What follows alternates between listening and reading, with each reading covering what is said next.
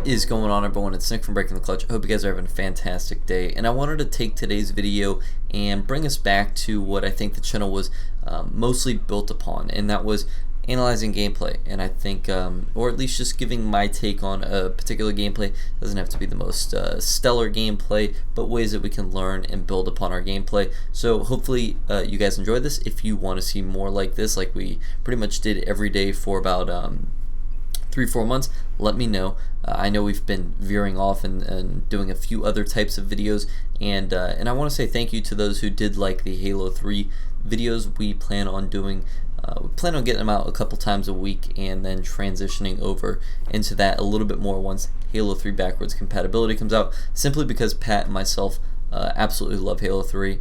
We find it to be extremely enjoyable, and we are always going to produce the content that we find most enjoyable to us, because it does take a lot of time and effort to create these videos, and if we aren't enjoying it, then what are we doing it for? So with that said, we'll just go ahead and jump into today's gameplay. I'm running Serina, playing random.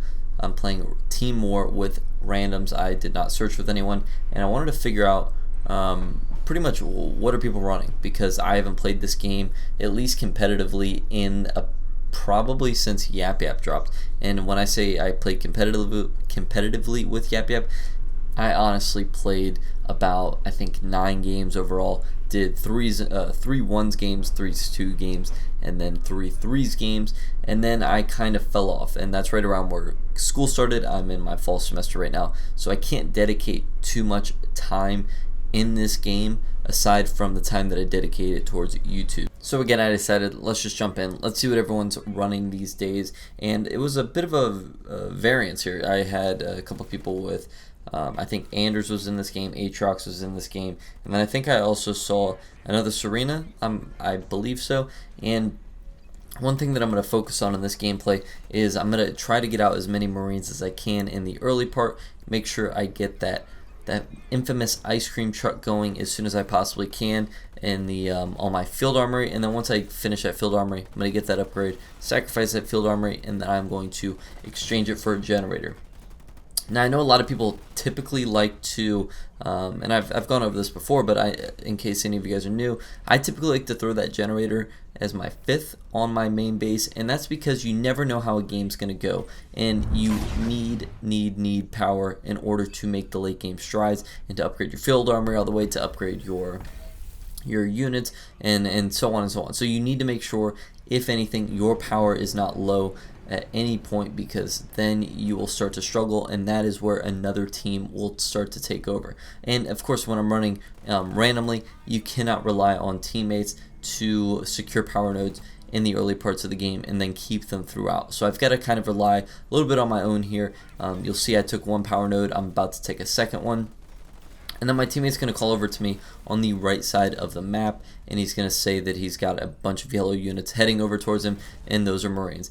And the good thing about what I've got right now with the ice cream truck, I've also got ice barrier. I mean, there's a lot of tools that I can pull out with Serina's arsenal of leader abilities, and also her units, her unique units, such as the ice cream truck and cryo troopers. If I were to use that here, I've got a lot of different ways to pretty much stop a normal flame rush. Oh, it was Kinsano, my fault. It wasn't Serina that I was thinking on the other team. But regardless, you'll notice that he's got some units that are going to start coming a little bit behind the rest of his units. So what he's doing is he's hitting all units, and he's not really micromanaging that well, or I guess macro managing in this case.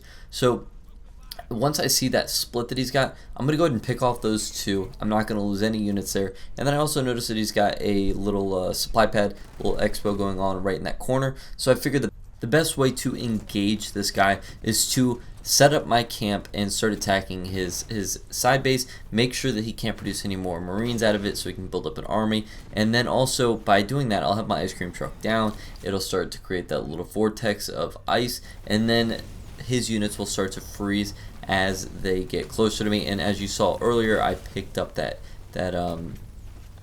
power node right over in that corner. So now I've got a little bit more of an area that, I mean, this entire area is pretty much frozen. So as soon as he starts walking his units, and also don't forget I had the ice barriers on the right side, so he walked into my ice barriers, he got a little bit frozen. He turned back around to engage me. He had the power node that was a bit frozen, and then he came over towards the rest of the units, and it was frozen. So I mean, what I've done here is created just pretty much an annoying field for anyone who doesn't like Serina, but for a strategical player, I mean, it was pretty much well executed. I think it would have been a win regardless in this little engagement over here, because a lot of his units were still chasing and they were a bit weak. But we're able to take advantage of this situation right here. And then once you kind of lose that momentum, if you're the other person, you've overextended yourself, you've invested too much in your Marines in the early game, your Expo, and you didn't get turrets up on your main. I mean, at this point, as soon as he saw that his units were starting to lose that engagement on that hillside,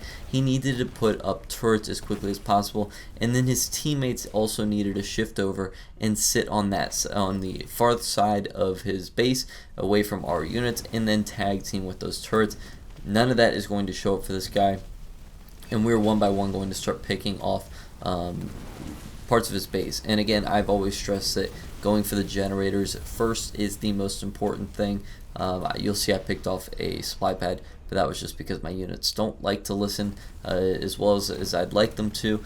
But you'll see we start picking off one by one. Once you get rid of those generators, and this is what I'm talking about, as long as I don't overcommit here and just spend on absolutely useless units like Marines at this point, I should be fine in the late game. And I'm taking out his generators. I know I have got at least 3 power nodes controlled on this map, so I really don't have to worry about this guy in the middle late game. Even if his teammates were to push over and try to push us back, we have this game secured as long as my 2 teammates are building up their back armies as well, or their second tier armies and third tier armies, because we've got complete control here. And you'll see right there, no help showed up, and he ended up bailing.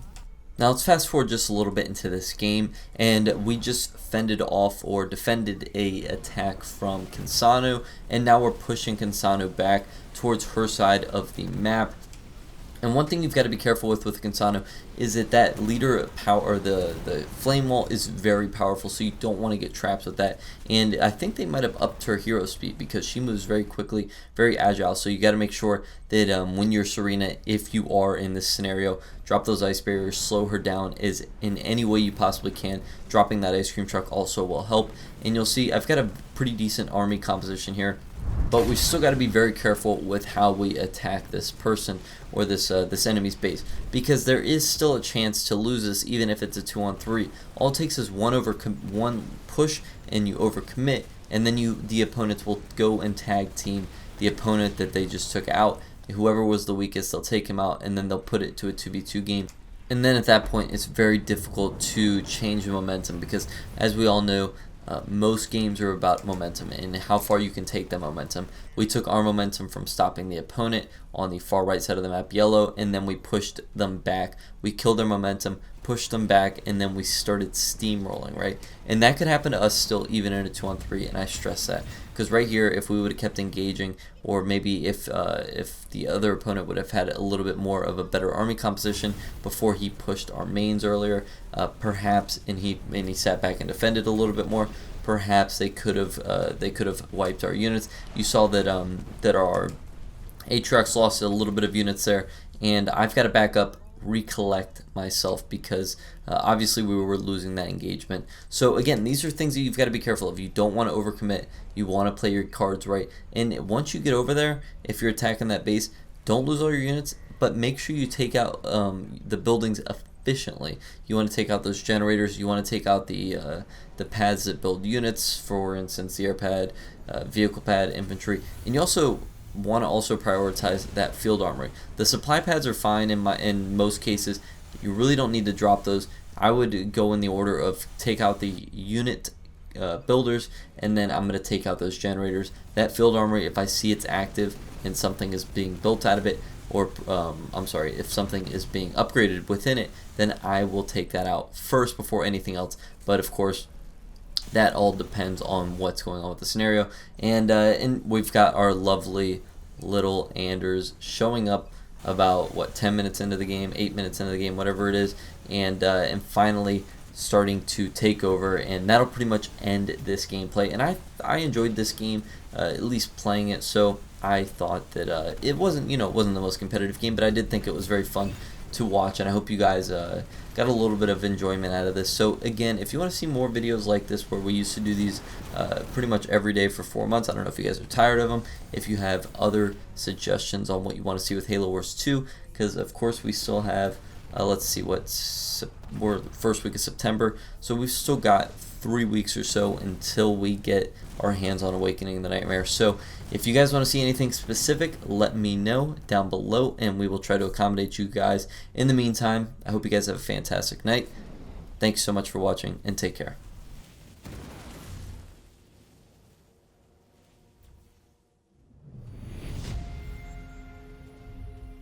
Initial assessments indicate a decisive win. Well done.